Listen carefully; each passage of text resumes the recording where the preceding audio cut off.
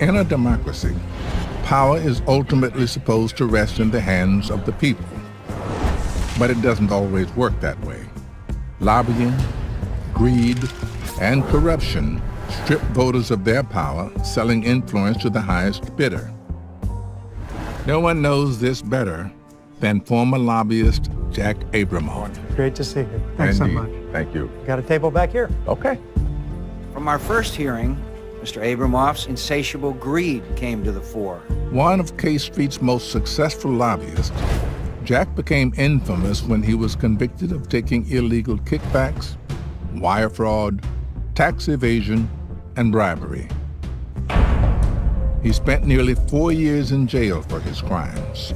Some races were impacted by lawmakers' connections to disgraced lobbyist Jack Abramoff, part of what Democrats labeled a culture of corruption.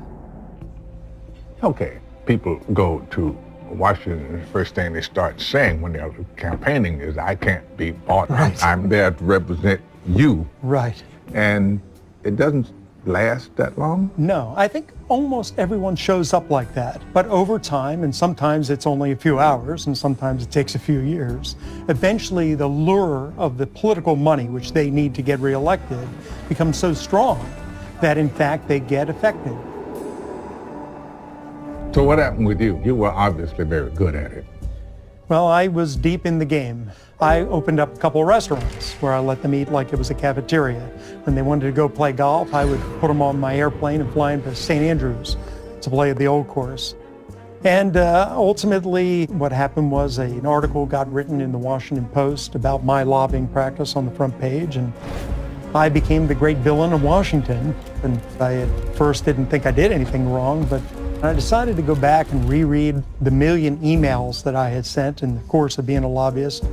And I started rethinking myself and started thinking, you know what? I cooperated, I pled guilty, and away I went.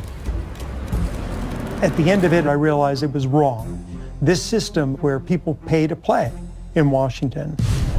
Paying to influence government is all too common for the powerful corporations that can afford it.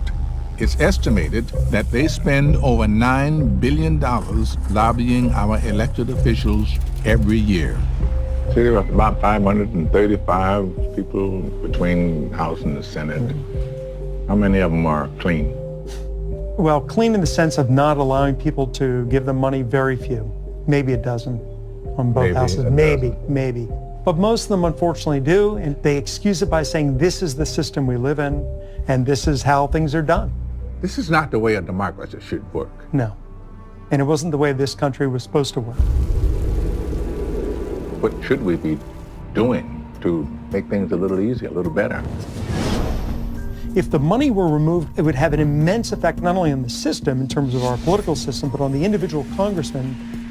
There are other things also. For example, term limits. I was against term limits. When I was a lobbyist, I wanted every congressman to die in office when they're 150 years old. Because the same way when you have a car, right? You have a car, you run out of gas, you don't go get a new car, you go to the gas station and put some gas in, right? Yeah. So if you've bought a congressman and you're a lobbyist, you don't want to have to go buy a new congressman, you just want to put a little more gas in the tank. And people, when they get there at the beginning, they're not really corrupt, they're not part of the system.